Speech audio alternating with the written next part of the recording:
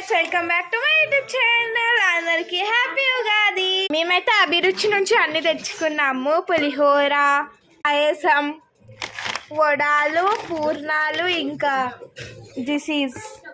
పొలలు.